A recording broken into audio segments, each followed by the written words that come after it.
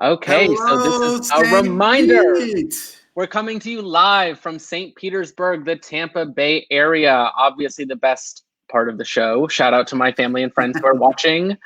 And yeah, Absolutely, and you know, one of the things that I find really kind of exciting about living in Florida, I've been here for 8 years now, is that no matter what city I go to, these glasses work. yeah, Palm yeah. Well, maybe Beach. people are just scared of you and they avoid you. I like that we're on two different levels right now, right? You're on the porch with the glasses, and I'm inside sipping a cocktail. Um, I'm also sipping a cocktail, but I won't show it until a little later. All right, all right. Well, we want to remind you that this is a fundraiser, and we would love for you to share this event on your pages. We are live on YouTube, Facebook, and at equalityflorida.org/equalitylive. Yeah, and I actually want to. I've been watching the entire time and talk about powerhouse programming. I mean, I know that when the idea just sort of got thrown around on what we could do with an online show, I don't think we could have imagined that it was going to be this good. So I mean, we've had Grammy Award winners, we have had parties all over the state. I, for one, have got to get that Bloody Mary that Chris had this morning in the first part. I mean, come on, that's a Yeah, party. yeah. It must be in a pretty sweaty glass by this point, honestly. Yeah, yeah. Um, So, yeah, I so will say when go well. I was just going to say really quickly when we originally talked about this undertaking as a member of the communications department and someone who is destined to be on the production staff as well. It was huge, and I just want to shout out everyone who's been involved in this process from start to finish. We've had a great time, and yeah. same shout out. And to you, Michael. You know, I've known you since you started working, and I really see you as a rising star with our comms department, our production department, and with Equality Florida. So kudos to you, and kudos to the whole production staff. So how about we get started with our sort of block of entertainment. Sounds Um, good. for this block, I'm really excited to that we are going to have a couple of performers who I've actually cyber stalked both of them on YouTube, which is kind of exciting and a little creepy, but it's okay. We've got Jennifer Reel, who is going to be coming up, and we've got Matthew McGee. So I'm really looking forward to watching their performances. Yeah, as well as those amazing performers, we're also going to be hearing from St. Pete Mayor Rick Kreisman and St. Pete Steering Committee woman Jenny O'Leary for our community updates. Both are very incredible advocates in the Tampa Bay area for our community, and they fight for Equality Florida when we need it. And right now, we need it, folks. So we're really excited to hear from them as well. Yeah, stellar conversation that we're going to have with them. We're also, as part of our showcase of the programs that we have here as with Equality Florida, we will hear from Gina Duncan, who is our Director of Transgender Equality, to talk about and to host a panel of some of our volunteers in that program to really kind of delve into those issues and to talk about the work that Equality Florida is doing for that community. Yeah, absolutely. So I think without further ado, I think we're going to introduce Jennifer Reel. And what I have from her is when it comes from raw, unadulterated musical talents, Jennifer Reel is the real deal. Her soulful tone and powerful vocal delivery, reminiscent of Nina Simone and Annie Lennox, has made Jennifer one of the most sought after female vocalists, concert performers, and studio musicians in the Tampa Bay area. So right now we want to bring to the stage Jennifer. Jennifer, are you there? Hey. Yes, I am. Hi, Michael. Hey. Hi, Jennifer. It's welcome. Thank you for taking some time to share some of your beautiful talent. I'm looking forward to hearing you. I'm so excited about this. And so we'll take it away. It's all yours. You got it.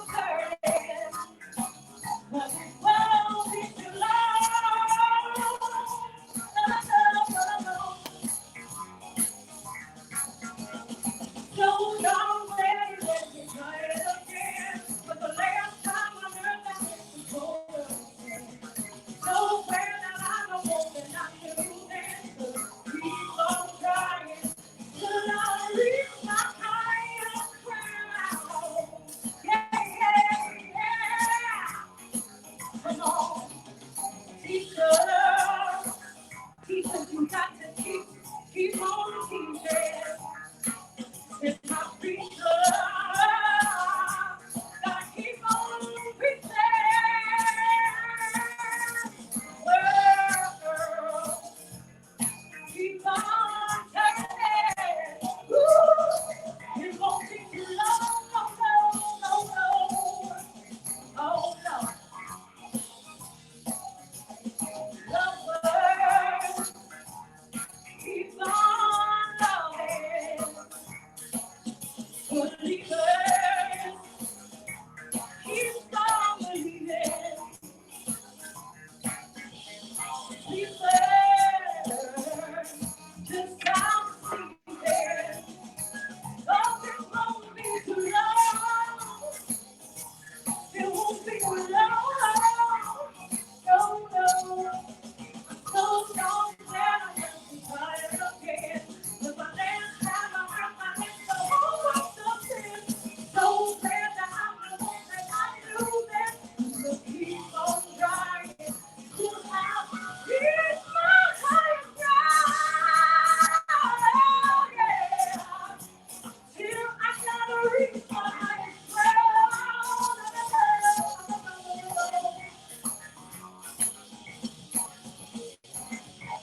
Oh, I'm gonna bring us down. Oh, I'm gonna bring us down. I'm gonna go down. Nobody's gonna bring me down. Nobody's gonna bring me down. High ground.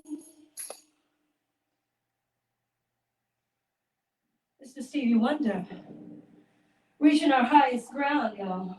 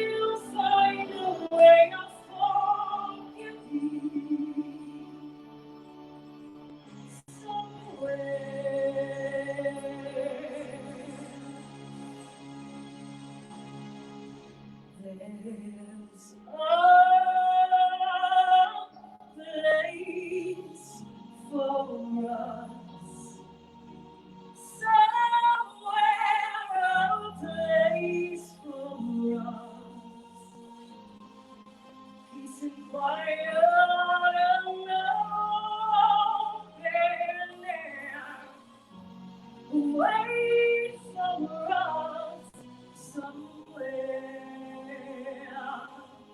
There's a time for us. Someday there'll be a time for us. Time together with time to spare. Time to learn, time to care. Someday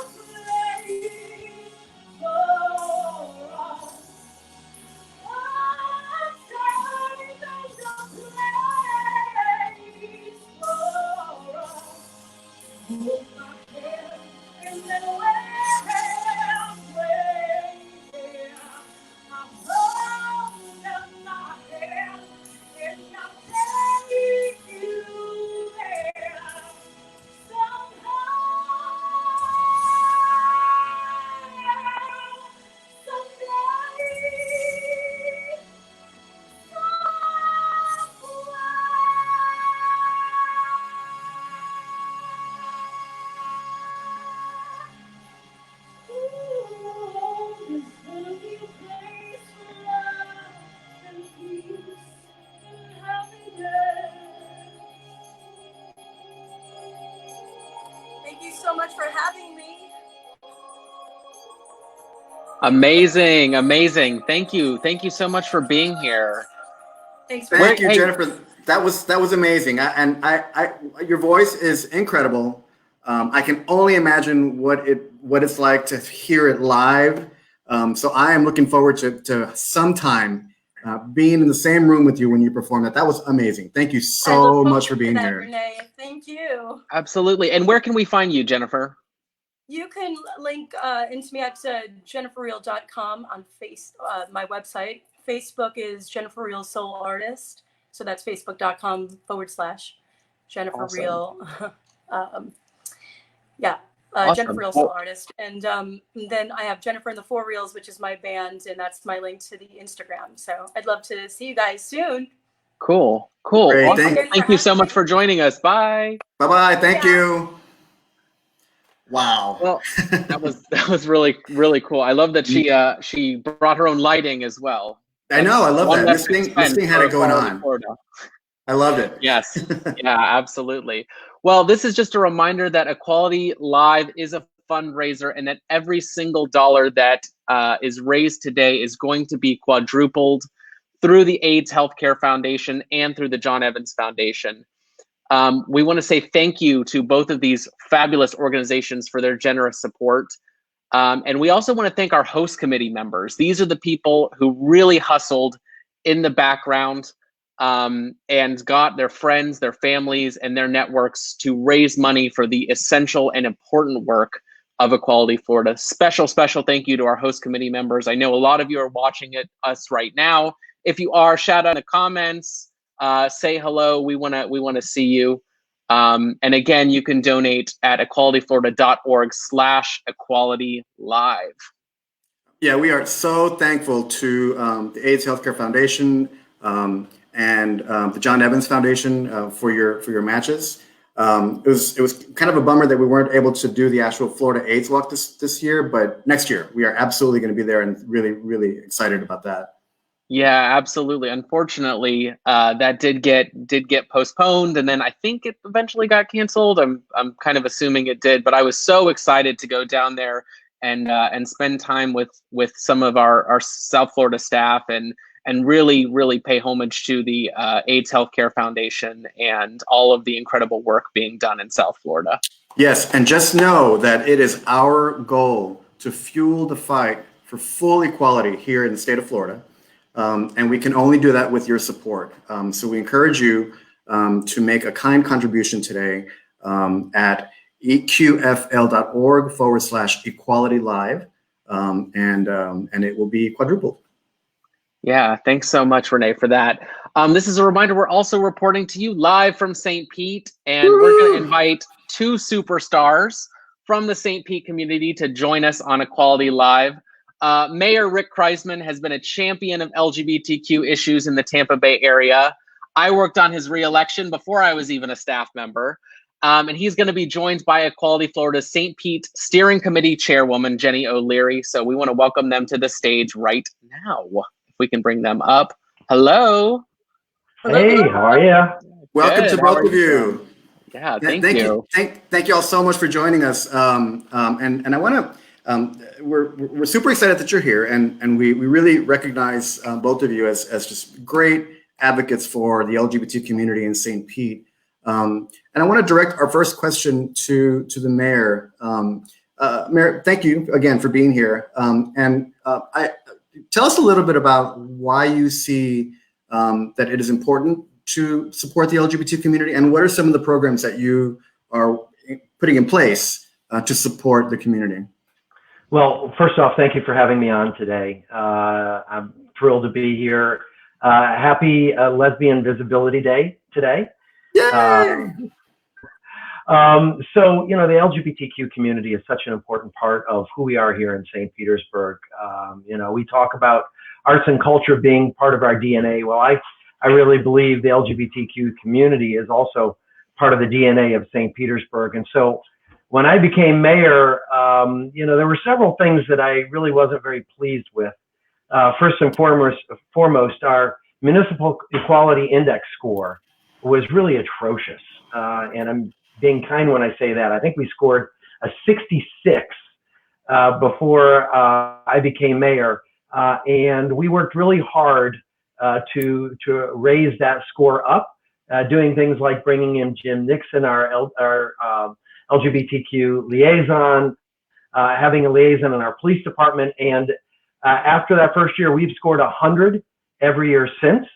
And I think part of the reason we've done that too is I'm the first mayor that has signed the Pride Proclamation. I'm the first mayor who has walked in St. Pete Pride. I've been thrilled to be able to also walk in the trans parade that we have before the full-blown Pride Parade every year. And we put the flag up for Pride Month over City Hall, which also is something that was never done before. You know, I think it was really important to us to make sure the community knew how important the community was to us and who we are as a city.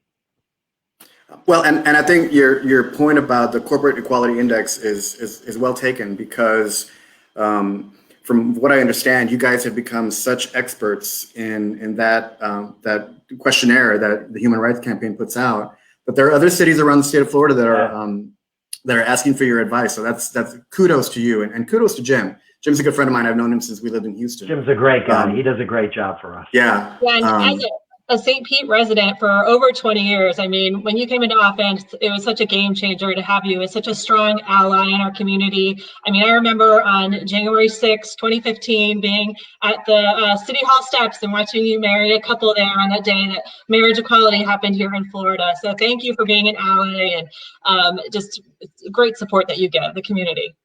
Well, thank you. I think I've actually done more gay weddings than I have straight weddings.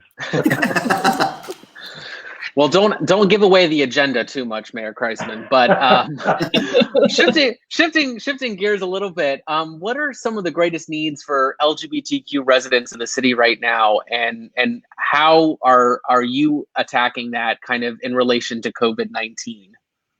Well, certainly, I think overall, for the community overall, access to care is still an issue. I think we feel very fortunate to have Metro in St. Petersburg and playing such a vital role that they do in St. Pete. But you know, creating greater access is still an issue. I think for the trans community, stigma and discrimination certainly still makes transgender people reluctant to seek help. It's something that we are working on, and I think that's why the parade is so important, and not just putting the pride flag up, but also the trans flag up, and trying to raise awareness of the issues that our trans community faces, especially those that are women of color. And so that's one of the things that I think we worked really hard and that we're continuing to work on. You know, when it comes to COVID-19, I really think that we have an opportunity to unify all of our residents in St. Petersburg, because, you know, COVID-19 doesn't discriminate based on race, sex, age, sexual orientation, or gender identification. You know, it's an existential threat that we all have to really be united and work together. Social distancing, certainly, what you all are doing today is really an amazing example of how you can continue to try and create normalcy, but do it in a way that's safe and protects all of our residents. And so I just want to say thank you again. Yeah, absolutely. And I want to remind everyone at home too, as well, that Equality Florida, in addition to everything going on with Equality Live and all of our statewide work, we've put out a COVID-19 resource center specifically geared towards the LGBTQ community. I'll say in the communications department at Equality Florida, I see a lot from our partners statewide and also across the country. And from what I've seen, this is one of the most dynamic and fully thought out resource guides that I think is out there in the country. So definitely check that out and let us know any feedback you have on that. I guess this is a question maybe to Jenny, but also to Mayor Kriseman as well. Why is the work of Equality Florida and organizations like us so important, especially with everything that's going on? Yeah, I'm a volunteer with Equality Florida for over 6 years, and I'm an ally as well. So, I mean, just fighting for equality, and I've had friends, you know, all my life, and it's just really important. I got involved around marriage equality campaign, and I've been fortunate to be able to be married for many years. And just if there was anything that I could do, even just a little bit, just going out, showing up and volunteering with my little clipboard, talking to people to help get that move forward was kind of where I started with it. And I think that, you know, having all allies like you, Mayor Kreisman, and everybody involved with the campaign is really important. So. And if I can, I'd love to jump in on this one too, because my experience with Equality Florida goes back pretty much my entire time being in elected office. I started on St. Pete City Council, and I remember working back then with Nadine as we worked to bring a human rights policy to the city of St. Petersburg, and to try and prevent discrimination from occurring in our community towards our LGBTQ community. And so we worked together with Nadine and Equality Florida at that time to put in anti-discrimination policies and city code. During my time serving in the Florida legislature, I served 6 years in the legislature, filed a number of bills to try and address equality as it relates to the LGBTQ community. And again, working with Equality Florida as we tried to, you know, open hearts and minds of those who were difficult to reach. I'll just say it that way, that were serving in the legislature, Lord knows still are, unfortunately. There are some, but you know, that's where the great work of Equality Florida really has been so vital and so important to the entire state of Florida, because you know, if we're going to be seen as a state that's progressive, that's welcoming, that's inclusive, that's tolerant, the work that Equality Florida does day in and day out is that kind of work that makes a difference and helps move us in that direction where that's who we really become as a state. Certainly that's who I wanted us in St. Pete to become, that kind of community that is tolerant, that is inclusive, that is diverse, and that celebrates all of those features and makes us the special place that we are. Yeah, and thank you so much, Mayor Kreisman, for saying that. And that kind of takes us to where the next direction that we want to take our discussion today. St. Pete Gala. It's one of my favorite events to attend every year because it's held in a theater and it's so beautiful, and I mean the committee does such a great job. And since we had to cancel it this year, Jenny, you want to talk a little bit about some of the folks that we had planned on honoring? Yeah, I mean, the gala is always a great, fantastic time to bring the community together, thank our sponsors, and just celebrate. And so we had 4 individuals this year that we had planned to honor an award, and we're doing that now. And we also plan to honor and recognize them next year at our 2021 gala as well. So up first is we have our Edie Windsor Lifetime Achievement Award. And that goes to individuals who have increased awareness through and visibility of LGBTQ issues over a lifetime. And they really truly embody the spirit of Edie Windsor herself. So this year we are proud to honor Tony Lifetime Award winner Terrence McNally and his husband, Broadway producer and legal activist Tom Gurdahy this year. As a playwright, Terrence was a trailblazer with a career that spanned for almost 6 decades. He was actually born right here in St. Petersburg. Not many people know that fact. But his Tony Award-winning work was ahead of its time through its portrayal of gay characters and families and themes. Unfortunately, a month ago, we lost Terrence to COVID-19. The steering committee is heartbroken we were not able to give him this honor in person, and our hearts go out to Tom, his family, and his friends during this difficult time. We're also honoring Tom Gurdahy. He is a Tony Award-winning producer as well, and an outspoken leader and legal activist. He spent over 20 years as giving free legal advice and counsel to those with HIV and AIDS in the New York area. So we're really honored to give both Terrence and Tom this Edie Windsor Lifetime Achievement Award this year. We've got more, because in St. Pete, you know, it's go big or go home. So we've got a couple more honorees that I want to talk about today too. Locally, we have our Voice for Equality Award winner, and that goes to Lieutenant Marcus Hughes, which I know, Mayor Kreisman, you know a lot about Marcus Hughes. Yep. And so our Voice for Equality winner goes to somebody in the public who's just a champion for equality, particularly in our local community. And Lieutenant Hughes, he served on the St. Pete Police Department for over 20 years. And Mayor Kreisman, back in 2014, you made him our LGBTQ liaison there. So we are just truly honored for all the work that he has done in our community. And last but not least, we have our Equality Means Business Award winner, and that goes to a company or individual who is just outstanding leader in the community, particularly in the business world. So Connie Lancaster of Smith & Associates Real Estate is an inspiration by showing you how you can be a successful leader, a successful business owner, and not compromise who you are. She truly is that role model in the business community today. So we're really, truly honored to award all of these individuals. We're looking forward to recognizing them in a fabulous way next May at our 2021 gala. And Jennifer Reel's performance inspired me earlier, her first one, to get the tambourines out. So that's my to the award winners that we've got this year. Amazing, amazing.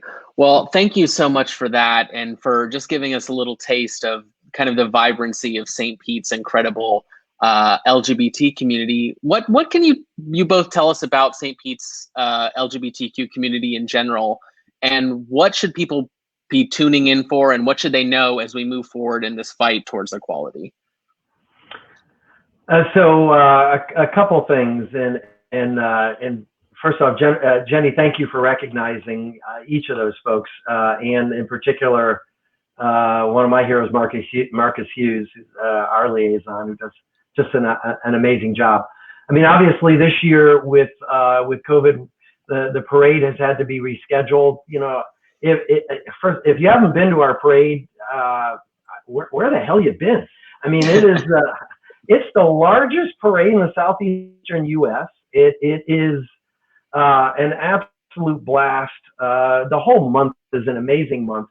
So, you know, when we're looking at rescheduling it right now, when the date is announced, come for the entire month and experience everything that St. Pete has to offer, but in particular, what the LGBT community has to offer here in St. Pete. And you can see how interwoven the community is with everything that's really cool about St. Pete, and it's just it's a blast. I don't walk the parade. I typically dance the whole parade, I think, and just have a great time. You know, we have the film festival that also happens here, and that takes place in a lot of times over a number of theaters throughout the city, where there's LGBTQ related films that are just outstanding, and it's another great opportunity. The Grand Central District really was the birthplace of Pride and the Pride Parade, and still a tremendous number of community-owned businesses that are in there who are really going to need your support once we get through this. All of our small businesses do, but certainly, you know, Grand Central and our LGBT community are really synonymous together. And so I think if you really want to get a flavor for St. Petersburg and for the community, in addition to the Welcome Center, we are one of the first, I think we were one of the first 3 cities in the country to have an LGBTQ Welcome Center that is on Central Avenue in the Grand Central District. Walk up and down Central Avenue, come to the Pride Parade, spend the whole month here, and really see what this community has done for St. Petersburg, and why the LGBT community is such an important part of who we are as a city. Yeah, and I will say, St. Pete does have such a welcoming and inclusive vibe. You know, I've been to the Welcoming Center. I bought a T-shirt. I've walked in the Pride Parade, and the year that I walked in it. It got dark right around when we were taking off. So, you know, we had glow sticks, and I'm all about the glow sticks and glow in the dark. So I had so much fun. It was great. Your Jeep, Renee, from what I remember. That's right. Yeah, my bright orange Jeep had bright orange glow sticks all over it. It was amazing. But speaking of the business community, that's actually one of the area that I do all of my work in. So thank you, Mayor Kreisman, for bringing up the fact that once we are done with this pandemic, that we really need to support our businesses. And one of the things that I want to make sure that we do is recognize our sponsors, those folks that actually stepped up and were ready to support our St. Pete Gala. Without their support, without their commitment to what our work is doing all over the state and in each of our communities, we would not be able to do it. So kudos, and thank you to all of our sponsors in St. Pete. I want to give a little shout out to, as far as like local businesses and supporting them, is because I've been involved with setting it all up, is our silent auction. There is a huge amount of local St. Pete businesses that have supported us. So go out there, look at the silent auction. We do have some amazing trips, like several to Antigua, but there's a lot of restaurants, retail, services that are in the St. Pete area. So show them why it's important to support Equality Florida, and then also support them as well. Yeah, awesome. Well, thank you so much for joining us. Just a little bit of a personal note, I'll say that I was a student at the University of Tampa, and Jenny O'Leary, one of my first introductions to Equality Florida, showed a PowerPoint about Equality Florida and the work she did in her PR department before I even became on staff, before I left college. So thank you so much, Jenny, for joining us. Thank you for being a friend and an ally to our community. And thank you so much, Mayor Kreisman, for joining us as well. It's been really important to me personally, but also to us as an organization for being here. Absolutely. Thank you both for being here. And we have come to the end of our segment. So thank you all again. We'll see you later. All right. Such that incredible was leaders. so in cool. St. Pete. So cool. Yeah. That was awesome. I love that. Well, we wanted to make a reminder that today is a fundraiser, and every single dollar you donate is being quadrupled thanks to the AIDS Healthcare Foundation and the John Evans Foundation. That means if you donate $25, that becomes $100 for Equality Florida. If you donate $100, that becomes $400 for Equality Florida. And all you have to do is go to that link there, eqfl.org/equalitylive, and you'll be prompted with the donation there. Of course, our goal is fueling the fight for equality here in St. Pete and across Florida, and we can only do that with your financial support. So thank you so much to everyone who's been donating, and thank you to all of our supporters and our sponsors.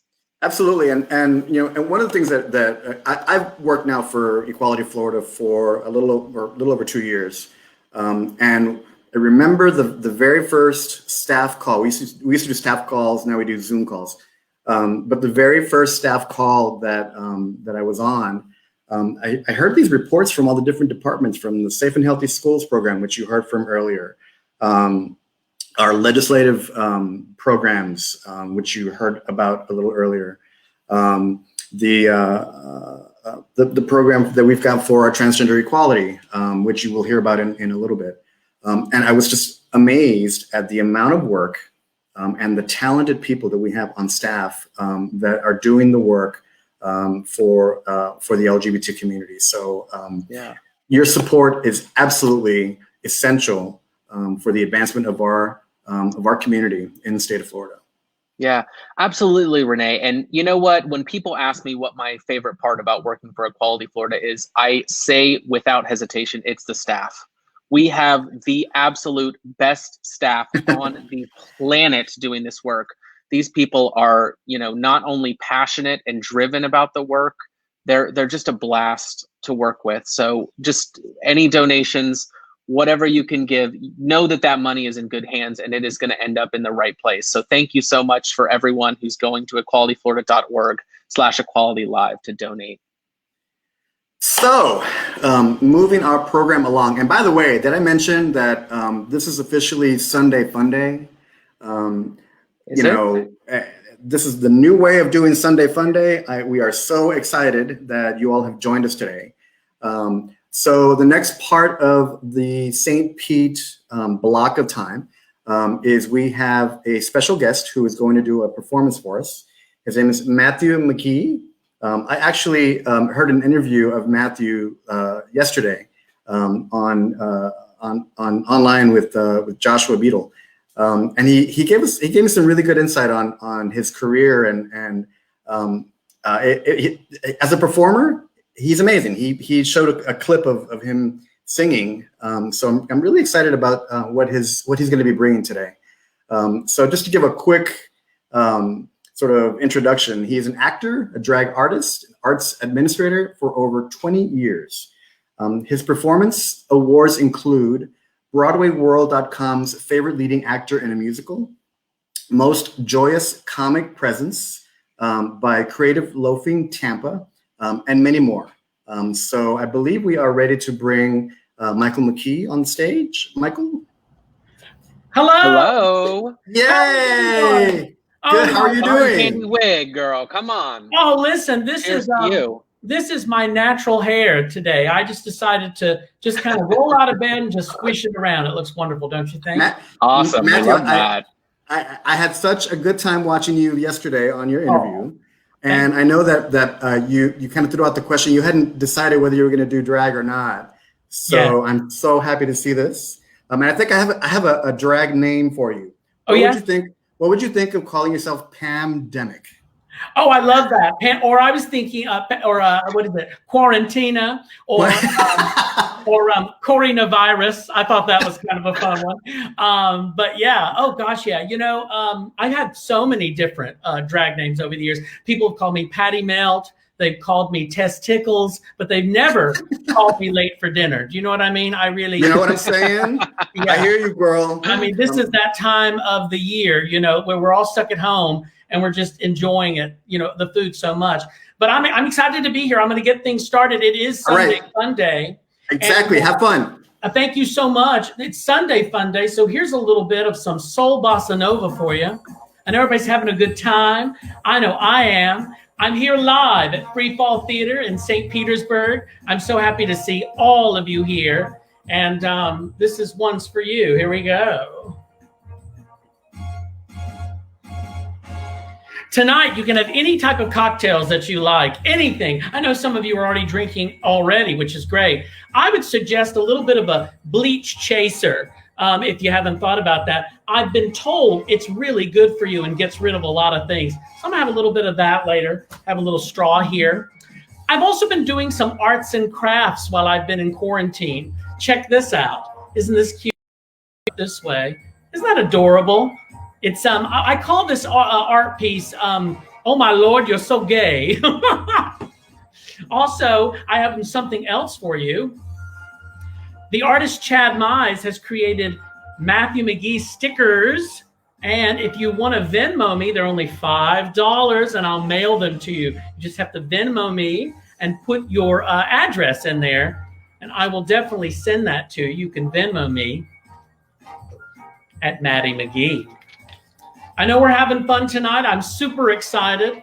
And now let's get to what I've been preparing this whole time. I was working on a top 10 list, and this comes directly from the home office in Palatka, Florida. Yes? If you don't know who I am, my name is Matthew McGee. I'm an actor here in Tampa Bay and drag artist, drag performer. This is actually the most natural look that I have. So I'm really excited to be here for you tonight with top 10 ways you know you've been in quarantine too long, okay? Number 10, you not only eat for 2 now, you eat for 6 or 7. Am I right about that? How many of you are enjoying the food right now? I know I am. Also, let's see, we got some new comments. I always want to read the comments. Blame it on the bossa nova. You better believe it.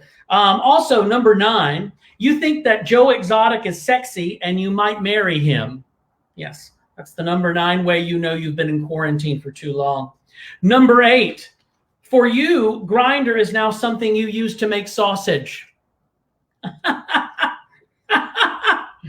Number 7, you look forward to lesbians forwarding you forwards on Facebook. Isn't that great? A lot of that is happening right now. And I'm just so excited to be interacting that I love the forwards. It seems like it's mostly lesbians that send those. So we love you, definitely. Number 6, you get annoyed when Netflix asks if you're still watching Ozark. Have you ever noticed that? It says, are you still watching this? I feel sort of offended, actually, when they do that.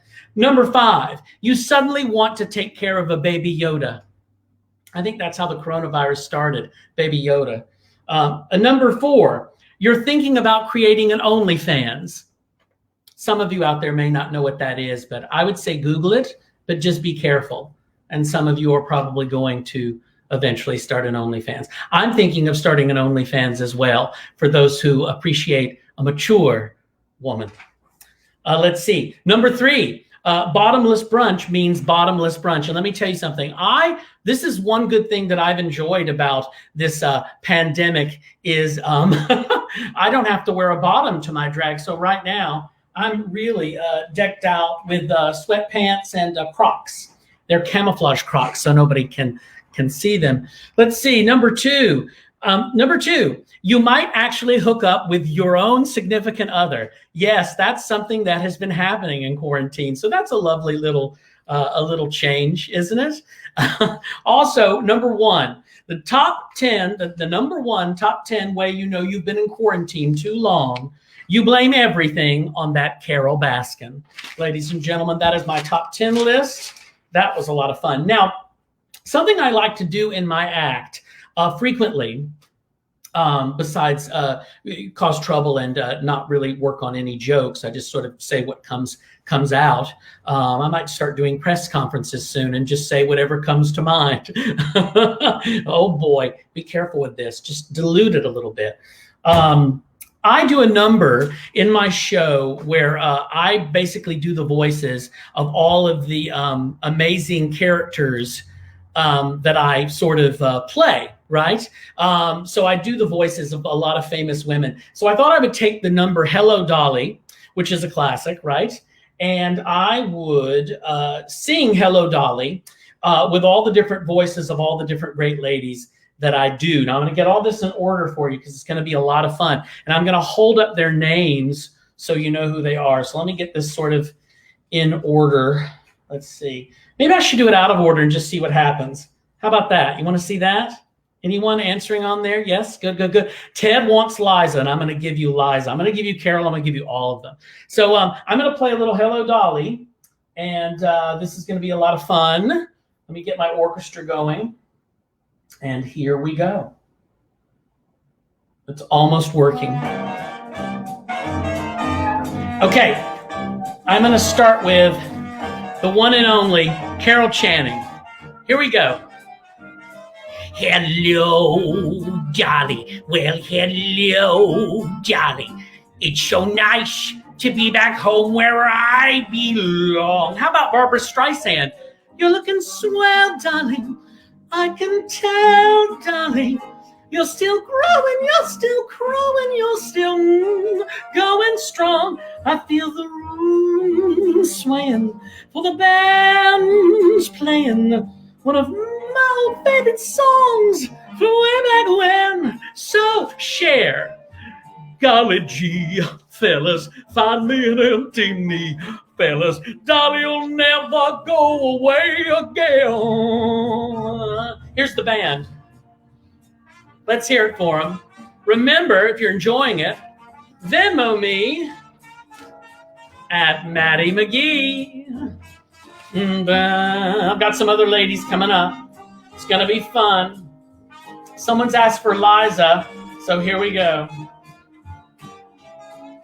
I feel the room, yes, swaying for the band's playing one of my favorite songs from way back when. Eartha Kitt. So bridge that gap, fellas, find me an empty lap. Fellas, darling, you'll never go away. Promise you'll never go. Judy Garland. Darling, you'll never go away again. Bobby is my hobby, and I'm giving him up. Oh my goodness, all the great ladies. Who did I not get to? I didn't get to Ethel Merman, but you can just imagine. Hello, Dolly. Well, hello, Dolly. It's a lot of fun. My goodness. My goodness. Oh, let me turn off this this YouTube here. Wow, it's an advertisement. Okay, let's see. There we go. Oh my goodness, I've had such a good time. They told me 10 minutes. So I want to let you know that, oh my gosh, look at your glasses. Look at your glasses. I call these face furniture is what I call them because they're wonderful. You know, all in the spirit of basking in your fabulousness. Oh my gosh, I hope we had a really good time. Listen, I was really nervous to do this tonight because I hadn't performed in a while since everything sort of closed down, and I was I've been a little down, but I'm going to tell you something. This this has done more for me than maybe it's even done for everybody out there. What a fun time I had tonight. Well, you are at an thank absolute, you so much. You're an absolute delight. I thoroughly enjoyed that. Thank you so much for being here. Thank And you. where can we find you, Matthew? Absolutely. You can follow me on Instagram at the Matthew McGee. That's TheMatthewMcGee, or thematthewmcgee.com. And I am just thrilled to have done this. I want to thank everyone at Equality Florida for all that they do for so many. I'm honored to be a part of this wonderful LGBTQI plus COVID-19 family. So I'm very excited to be with everybody right now. And I want to say thank you for having me do this. What a blast. Well, thank you so much for joining us. Bye. Bye-bye. Bye. Wow, that was so Oh, so much fun. I thought the Liza impersonation was particularly on point. Well, so we had all of those, and then earlier we had Brittany on a harp. On a harp, And yeah. then Over the Rainbow on a flute. On a flute. So we are covering all the bases here. Yeah. We are Quality Florida. We go everywhere you want to go, like that. Yeah. Well, let's see how many more gay icons that we can fit into this program. At this point, we want to though continue to recognize that Equality Florida is continuing its work for the LGBTQ community in this time of crisis and in this COVID-19 pandemic. And we've designed a resource guide for that specifically our LGBTQ community. And we want to plug that right now at the bottom of our screen. Like I said before, if you've been watching this program for a minute, it is, like I said, one of the most comprehensive resource guides that I've seen. So definitely check that out. Well, and I think part of what's important about it is that we are working really, really hard to make sure that it is up to date as much as possible, just because everything is changing so quickly. So we want to make sure that we have comprehensive information for all of our constituents, for all of our folks that follow us. Yeah, absolutely. Renee, do you want to introduce our next guest? I do. So I'm super excited that we are going to bring onto the stage some folks that are going to talk about one of our great programs, our transgender equality program. And I think at this point, I would love to bring on the stage Miss Gina Duncan. Hello, Gina. How you guys doing? Yeah. Great. How are Gina's- you? I'm good. I feel like I've got the Carol Channing voice going on here, though. So I'll just follow her lead. Well, you certainly have the glasses for it, so you're good. Well, I'm envious of your glasses, that's for sure. All right, take it away, Gina. Bye. Thank you so much.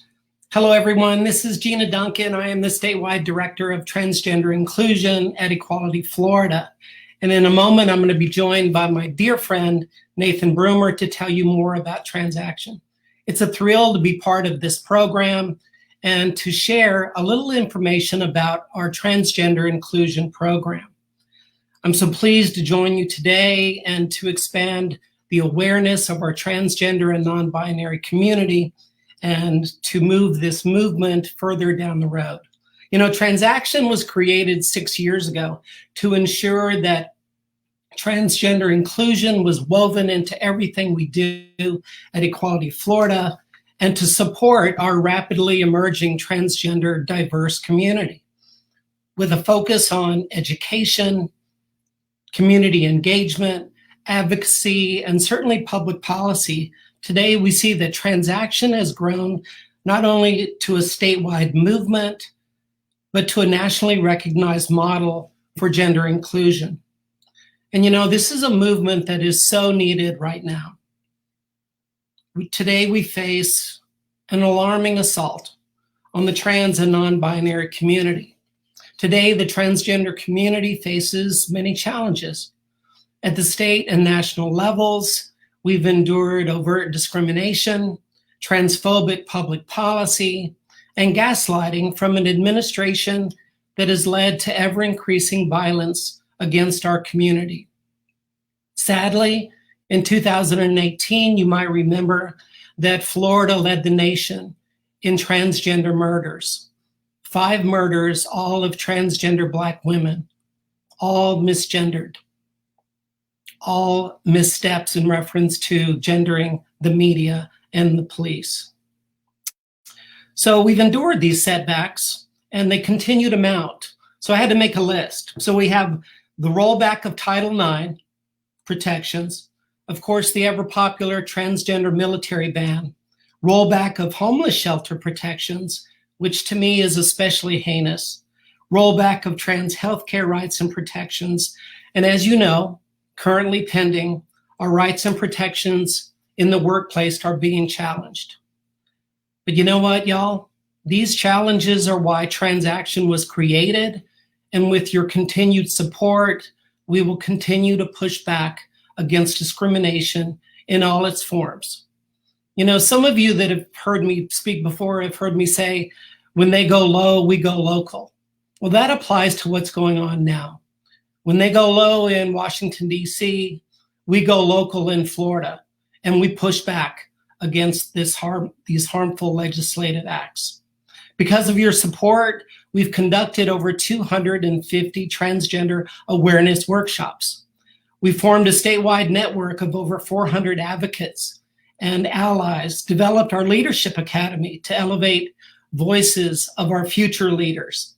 We published transgender needed resources statewide in our Transgender Resource Guide and provide a statewide platform for uniting Florida's transgender and non-binary leaders. You know, we all know that there's still much more work to be done, but we also know that we will not retreat into the shadows because our visibility is our strength. Together, we are the change that we seek. And always know that Transaction will be working so that all Floridians are treated with dignity and respect and with equal rights under the law.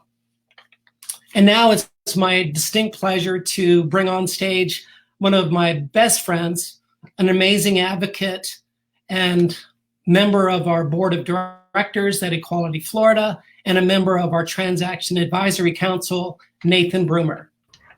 Hi, Gina. Hello, Nathan.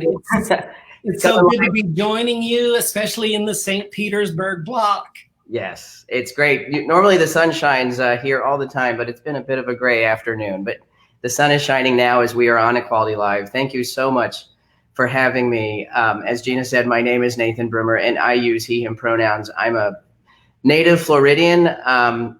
And Gina, I love hearing all the success and the work you've done, and working with you over the years has been a privilege. I want to just personally thank you for leading this initiative that it is TransLev and has come through from such an important organization that has played a critical role in my life for really the last 20 years. I serve on the board of directors, but I've served in a lot of roles with Equality Florida over the years. And as someone born and raised here, as somebody who has been educated here, as a former teacher, even within the school district,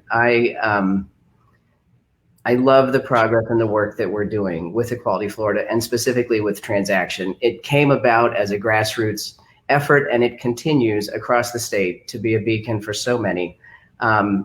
And in thinking about that, I want to give a shout out, a hello to all of my trans and non-binary friends all over the state, all over the country, wherever you are. I miss you. I know so many of you are hurting and struggling right now. And to our allies, thank you so much for coming out this afternoon and supporting this work. When Gina said, Nathan, I'd like you to come on and talk a little bit about the impact, I have to tell you, it's a little bit more challenging in the midst of COVID-19 because we're in a different reality. And I have gone right back to where I was as a very young trans person when Equality Florida didn't exist, when we had no resources, when there were no LGBT clubs and we weren't having this conversation. And there was certainly no visibility, as Gina mentioned. So many of the trans community right now are struggling and are at home without that resource. But I'm here because I have a privilege to be here. I'm here because I had family and I had support, and I found this organization that motivated me to become an advocate, to do the work, even against all odds, when the constant message was always, you don't belong, we don't want you, and it continues to be that. And so I'm grateful that we continue to do this work, but I have to also honor the most vulnerable in our community that can't be here with us. We have lost so many to the violence, so many young, beautiful Black trans women. Even during this pandemic, we have lost 2 beautiful souls in Puerto Rico. And as Gina mentioned, all the rollbacks, we have found out yet again during a medical crisis that our federal administration wants to exclude transgender folks from the Affordable Care Act. And that frightens me as a trans person, should I need to go down the road to the hospital. I am only grateful to be in a city supported by so many when so many of us are not. My struggle has been better than most. I have been lucky to get an education. I have had jobs and a roof over my head for most of my life, insurance for most of my life, but so many of us are struggling. And at this time, I support the work of Equality Florida, and I specifically support Transaction and all the projects that Gina is leading, because there is a lot of work to do. And we know in our community that we can leave absolutely no one behind. Gina, I can't wait to continue the work and the fight with you. We always say onward equality, and I thank you for your leadership, and I can't wait to get back to work with you. Thanks. Thank you.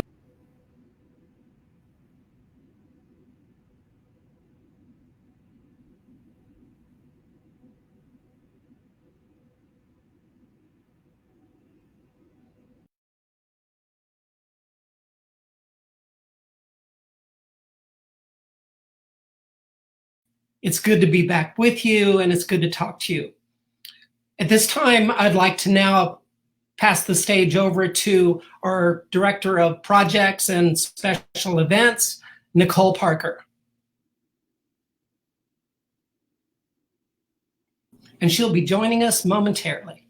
Hi, Nicole. How are you doing? Hey, Gina, how are you? I'm excellent. What an amazing production this is. It was incredible, incredible. Thanks so much. Hi, everyone. My name is Nicole Parker. I am the project coordinator for Transaction Florida, and I use she, her pronouns. I'm so excited to be here with you today, and I'm excited to introduce our amazing guests that we have. We have Representative Amy Mercado. We have Jeanette Jennings, the mother of Jazz Jennings, and community advocate Ashley Figueroa.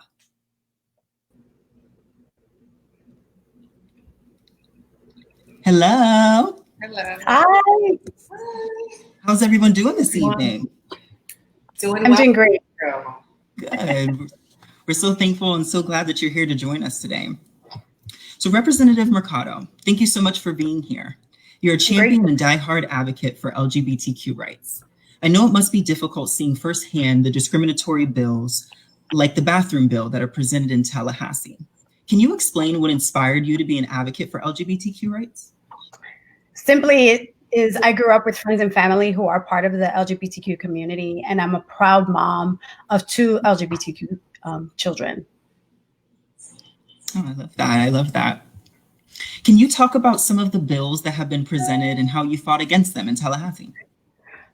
You know, Nicole, the legislature, as you know, has a long history of introducing hateful bills hidden behind innocuous titles and descriptions, such as this past year, House Bill 1365 and Senate Bill 1864.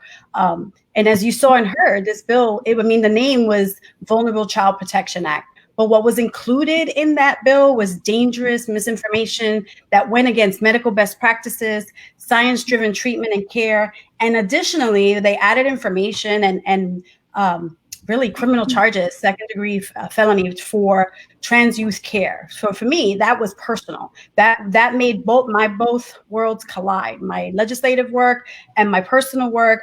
And it really was an attack on me as a mom, an attack on my daughter, an attack on the work that we've been trying to do and all the support that we have had in the past 5 years. When my daughter came out as a trans woman, you know, I've dug from everywhere and asked a million questions and harassed Gina from day one, you know, trying to figure out, what do I do? What did I miss? How does this work? You know, what are the things that I need to do? And to have bills introduced by colleagues who seem to be, you know, educated and think that they know what they're doing, to then attack a community that they have no idea how hurtful and hateful their words, their work, and the issues that they put forward are. Yeah, it's really powerful what you said about how it hit you personally. And I think sometimes that's what has to happen because everybody has their own ideas and we encourage everyone to have their own ideas. But I think it requires you to open up your mind a bit when it hits you at home, you know what I mean? And it's something that affects you and your family. Then you kind of start to think, oh, okay, maybe I need to look differently about this. No, absolutely. Mhm. Jeanette, watching your family grow up on television has been eye-opening for so many. It's allowed people to really understand the experiences of transgender people and their family. What tips or suggestions can you give families with trans youth? Hi, well, thank you so much for having me today. I'm just honored to be here. And yes, we do have a television show called I Am Jazz. And the reason we're on TV is not because it's glamorous. There's nothing glamorous about reality TV. The reason we're on TV is because we've been given this incredible platform to share our story. And we truly believe that visibility is the key to knowledge. And through that knowledge, people can learn from us, our family, about unconditional love. And I tell other families, parent the child that you have, not the child that you wish you had. This is who they are. This is who you should love. They know who they are, and you follow their lead. And you give them that unconditional love because there are so many kids that don't have that. And if we can teach families what that is like to have siblings and parents and grandparents that support and love you, then we're doing our jobs by being on television. And I have to say that, people don't realize that the suicide rates are so high, like 50% of kids like my daughter will try to take their lives unless they're given support. And that support comes right from home. So if there's any takeaway from our story, it is just embrace that child with so much love. They don't kind of want to say, enough. So that's what you want. No, absolutely. And I think that's so important. I mean, number one, the visibility part. I think for so many people to see a child transition and like on TV and go through the struggles, you guys are so open. That's the one thing I love is that you show the struggles that happen and not just like a pretty little picture. And I think it really allows people to understand what that experience is, and that unconditional love piece. Like you said, so many kids don't have that. So many trans adults didn't have that when they were younger, and I know they probably sit back and think, if I had that, what would it be? Absolutely.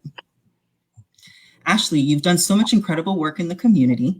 We know one of the most marginalized groups are transgender women of color. Can you speak to the experience as an advocate in the trans community?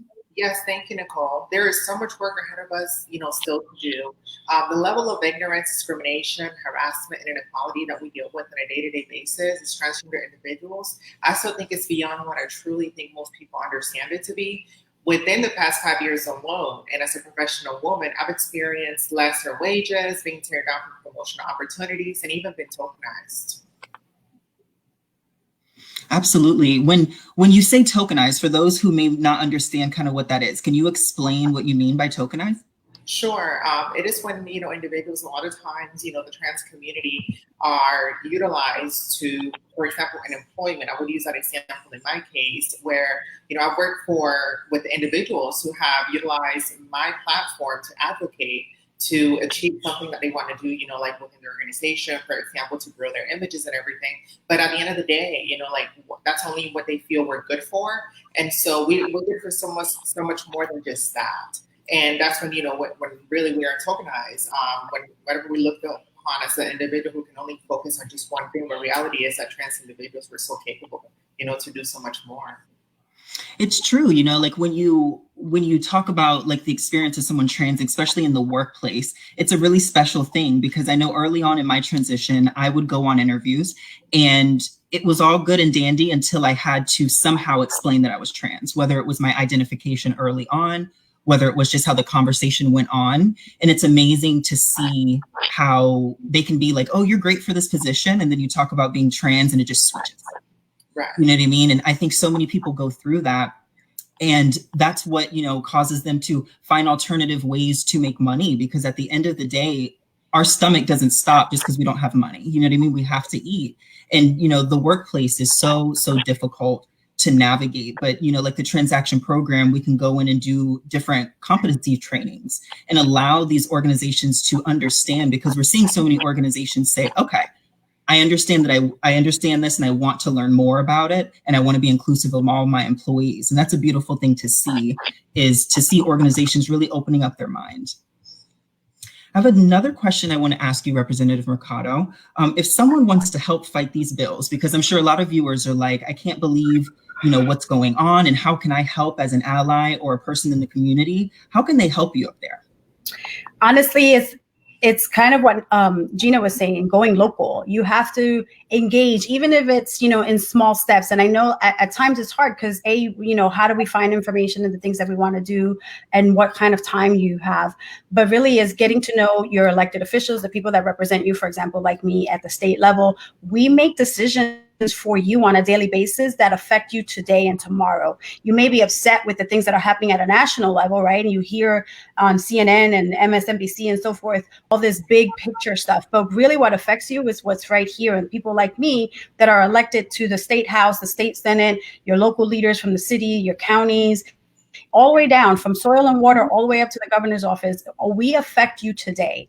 And so it's important that you get to know who they are, come to, today now, like town halls and virtual town halls, but at some point there'll probably be in-person things. My office is available at all times. It's a public office. I represent 150,000 people, but I really make decisions for the entire state. So it's important that you understand who we are and what we bring to the table and what experiences we bring to the table and where we fall in the things that are important for you.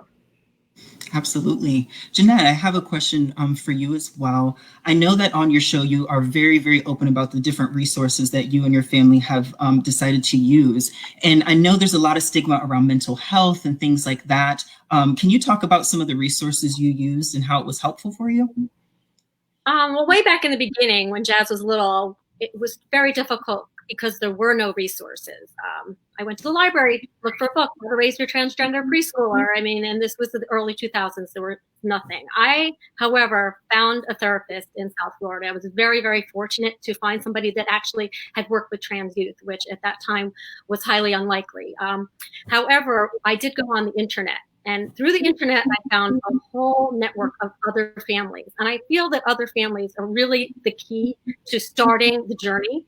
And once you meet other parents like you feel more comfortable to talk about it. And then the next step is to get help. It's so important to have therapists come into your life and can guide you because, people will turn to me, what do I do? I'm a transgender youth. And you know what? I'm not the expert. As much as I like to say, hey, I want to help you, I can give help as a parent. But I really want the professionals to step in and do their job. And mental health is so important. As we showed on the show, Jazz battles mental health issues. It is not easy by any means being transgender and that being depressed and all the other stuff on top of it.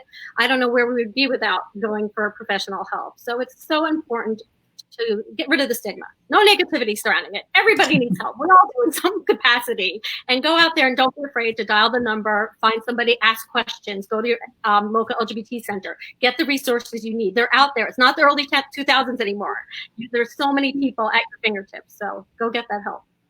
It's true. It's true. And if anybody is interested in looking for any of those resources, you can go on the Equality Florida website and look at our transgender resource guide. That guide has been built out over the years of all the resources that we can find. And, it's so powerful. Mental health is so important. I think when we kind of go and navigate through life, we're thinking about, am I eating? Am I sleeping? But how is your mind up here? You know what I mean? And we're naturally just human beings. So what happens when we go through something? Not all of us know how to handle that. And in communities of color, it's so shunned upon. You know what I mean? We're told to, not tell family business out of the family, or to, don't let people know what you're going through or what your insecurities are. And in going to counseling throughout my transition, the one thing I found is how liberating it is to let all of that out. Sitting in that for so many years, you're just like, geez, you know what I mean? It's just, you kind of have to let it out and let someone kind of help process that for you. Ashley, trans homelessness is a huge, huge issue all around the world. And trans-led programs are not seen often. Can you kind of talk about some of the barriers that trans individuals have when it comes to housing, shelters, and a lack of trans-led organizations? Programs? Through homelessness, what we have seen is that a lot of the facilities, and organizations that are offering the services for homeless individuals, a lot of times are not, culturally cognizant with how to handle, the trans community. If somebody, reaches out to them for that resource. And so, Equality Florida is doing great work around that as well, in partnership with other organizations in Central Florida. For example, like when a trans individual was to go to, a shelter, really, And let's use a female, trans female, for example, transitioning from male to female. A lot of times the organizations, because of the fact that they're not culturally competent, they will still have these individuals with the males, right? Not how they're actually identifying, which then opens up, a lot of violence, discrimination, harassment for the individual. And so that's the important thing that, we need to have. Because of that, we need to have more trans-led initiative and organizations where the trans community knows what the trans community needs. And so therefore, we need to empower the trans individuals to have a seat at these tables and, work around programs that are going to be inclusive and protect our community. Absolutely. It's so important. And one thing we're seeing is what's beautiful is the youth and how the youth are wanting to share their voice and their experience. It took me a really long time to want to be open about being trans and sharing my experience. I kind of was just like, is anybody going to get it? Are people going to understand? But one thing about youth nowadays, they're so eager and, and they're so willing. And I think that's just so special. So special. And Representative Mercado, can you speak to some of the protections that we have, some of the laws that we have against discrimination and things like that in Florida? So we have, the similar protections that should be human rights for everyone, right? And with work, with your living, your day-to-day stuff. The challenge is that you have stigma, like Jeanette was saying. You have people that just don't understand and then they want to attack, right? Just from misinformation. And then there's those that have it just hateful. And so all of that mixed in together, you end up with legislation that's either on the books, that's old, that just because it's law and it was legal doesn't make it right. And so we need to understand what those changes should be and why they're important to change. And the flip side to that is the reasons why we want to add additional protections like employment protection, like housing protections, is because we're seeing the discrimination, we're seeing the day-to-day stuff. And just because you disagree with something or someone else doesn't give you the right to be hateful against them and block them from living their authentic lives. Absolutely. It is heartbreaking to see that. I've had friends who, their landlord found out that they were LGBTQ, and it's not a said thing, but the vibe kind of changes. They're kind of different with them and it makes them uncomfortable and stuff like that. And I'm hoping that eventually we get to a place in the world where, it just doesn't matter. If you want to go rent or buy a place, you can go rent and buy a place. You don't have to worry about discrimination. Question for either Jeanette or Ashley. Lobby days is a big thing with Equality Florida, and being able to go share your story with your legislative individuals. So what was your experience like, and how is it to be able to go to Tallahassee and speak to elected officials about your experience? Well, I can say first, Jamie, I don't know how you do this, because being up there in front of everybody when I went to Tallahassee to speak about my child was just the scariest thing I've ever done. And just to watch you had me in tears there. So I have a lot of respect for you and all that you do and all that the state of Florida does to help trans youth. And I want to become more vocal, I guess, in the future, not through television, but by having my presence known and speaking on behalf of all trans youth. And I do expect to be in Tallahassee again once the pandemic is over, of course. And it's something I think is important, and I'm going to bring other parents with me as well. Next time I brought my sons, but if they try to mess with us, we'll be there. We have your back. Thank you so much. And I said the opposite. I was like, I don't know how she does this because you're doing it on TV. And Ashley, so just a quick question for you as we kind of close out this segment. It takes a lot to be an advocate. What kind of inspired you to start your advocacy? Yeah, so for me, before I actually started working, around advocacy, I was in the financial industry. And I was living, a self-life for a lot of individuals. I wasn't open because I was afraid that if I was going to open up to the world that I could experience discrimination and everything. But when both actually happened, I said to myself, I cannot continue to live a self-life because I feel that I have a privilege where I'm invited to a lot of this decision-making, tables and everything. And so a lot of my trans community is not. So therefore, what I'm going to do is I'm going to get more involved.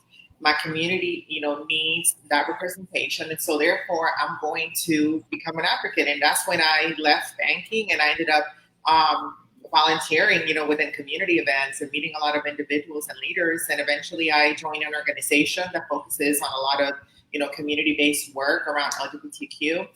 And so I ended up working for them for a while, and that's really how, my journey began. And, I love it. And the reason why is because, there's so much work still that needs to be done. And there's so many youth out there. And a lot of times, a lot of what's happening, the attacks that we're seeing, against our community and everything is because lack of education, and people not understanding. And so it takes a lot, it takes a team, it takes a village to be able to continue to, advocate, to continue to be visible, which is so important so that we can, have more equal rights for our community. Absolutely. Advocacy is so, it's so important. I think right after the Pulse tragedy, it uncovered a lot of gaps, a lot of things that we were missing. One thing was that we realized that there was people speaking for the trans community, but there weren't trans people at the table. So I think what we started to see is trans individuals like you and I and so many other advocates start pulling up seats to that table and really be able to start having those conversations and be able to give the experience of someone trans versus what I think someone trans needs. Absolutely. And I think that's so important, is to have, trans people speak for trans people, because you can only assume what someone needs until you have someone who's in that experience. When you have someone who's in that experience, they can better speak to things that possibly you didn't think of, things that possibly go on that you have no idea about. So advocacy in general is just so important. I want to thank you all so much. This was an incredible conversation. Representative Mercado, thank you for everything you're doing for us up in Tallahassee. Jeanette, thank you so much for living out loud and being open with you and Jazz's story, and it helps so many. And thank you so much to Ashley, who is, doing the work on the ground and really changing lives. So thank you all so much for joining us. Thank you. Bye-bye. Wow. That was a really particularly incredible discussion. Glad you guys enjoyed it. Yeah, I think Renee, you're on mute. I was on mute. I'm no longer on mute. Nicole, thank you so much for that panel. I've been a huge fan of I Am Jazz, the TV show. I'm particularly a fan of Jazz's grandparents, because they are the most adorable people on this earth that you wouldn't expect to be so welcoming and so just amazing. And I got to meet them in person, and the personality that they show on TV is the same as in person. Lovable, so cute, but great panel, very insightful. So thank you for that. Awesome, thank you so much. Absolutely. Well, thank you so much, Nicole. Wow, that was, particularly one of the best segments we've had so far. I want to thank Gina, Nathan, of course, Nicole, Representative Mercado, Ashley, and Jeanette for all joining us for that segment. Yeah, wow. I mean, I think that was particularly powerful, and I'm so thankful that we had a chance to hear from them. Yeah, and that's really one of the gold stars of the work that Equality Florida does, because it really is a community that really has been marginalized. But I'll tell you what, folks that I have met that are part of the transgender community are some of the fiercest advocates and fighters for the community. So I love every conversation that I have, and love that we do the work that we do. Absolutely. I'll echo that, in that absolutely our transgender equality department is one of our flagship things that we do at Equality Florida. And I also just wanted to touch on one of the things you said about the Jennings family. I will admit I've never seen the show, but having Jeanette and having both of Jazz's brothers, even at our Safe and Healthy Schools All Together Now conference, and having them lend their voices, having Jeanette come up all the way to Tallahassee to engage with legislatures, engage at our press conference with the press and fight against these bad bills has been incredible. And we are so thankful for their allyship and their support, both for their sister and their daughter, but also for the work that Equality Florida does in general. So thanking them so much for joining us. Absolutely. And just a reminder, that all of today's programming has been in an effort to entertain, to inform, to really kind of help you understand all of the work that Equality Florida is doing. And it is a fundraiser. We had to cancel 5 of our galas in the spring, and we really don't know what the fall is going to look like as far as our galas. So we are hoping that we are going to be able to replace some of the dollars that we did not make. A couple of ways. If you go to eqfl.org/equality live, there is a donate button there, and all of your donations will be matched by the AIDS Healthcare Foundation and the John Evans Foundation. So that's a double match. That means it's quadruple in value. So I know for me, math is hard, but that basically means that $25 will become $100 for Equality Florida, all to support the work that we do. And another way to do is if you visit our Equality Live page, you will also have a link to our silent auction, which we've got some great stuff there. I'm bidding on this one. Antigua, hello. I have never been to Antigua, and I think I have to be there just from that picture. So please visit that that site, donate, bid, and help us get to where we need to get. Yeah, absolutely. And I think we also want to take one more moment to recognize our Legacy Society. These are the folks that have taken a profound step of including Equality Florida in their will or estate plan. And I, in particular, can think of no greater compliment to our work and our mission to leave Equality Florida as part of your legacy in this world. We're so humbled and grateful to the people who are on the screen that have already joined our Legacy Society. If you or someone you know has included us in your estate plan, we hope you'll let us know so that we can thank you personally. And we want to announce that we've just formed a new partnership with the folks at freewill.com, and that will allow members, anyone watching, pass on the information to prepare a will for free. To learn more about the Legacy Society or about anything about Equality Florida, go to equalityflorida.org. Yeah, and I actually need to kind of look back into my insurance policies and all that because that's something that I need to do for myself because someone that's worked here and knows the work that we do, I really think that it's definitely of good value, and it's a great place for me to live or to leave a legacy. So I think we are about ready to finish our segment. Michael, what do you think? I think we're on target for that too. Unfortunately, we have to bring back Joe to the stage at some point. You just said unfortunately. Well, it's because we were doing such a great job. He kind of sandwiched us in between, but we want to thank everyone so much for tuning in. Thank you to Mayor Kreisman. Thank you to Jenny O'Leary, our transaction team, as well as performers Jennifer O'Real, Matthew McGee, and thank you so much for joining the Fight for Equality. And this was the St. Pete block. So yes. When you receive a survey in your email, you say that this was the best part of the show. St. Pete, the Sunshine City in the Sunshine State. See what I did there? So yeah, if we can bring back Joe and Stratton, because I believe we are ready to start towards the main event. And I believe we got some great stuff planned for that segment. Great work, you two. That was a wonderful segment. I love hearing about the work of Transaction and all of that segment. Yeah. Really inspiring. Now, why didn't you have those on the whole time? That's what we're asking. Because they're not prescription. I got to be able to read. I'm always reading. Anyway. Hello.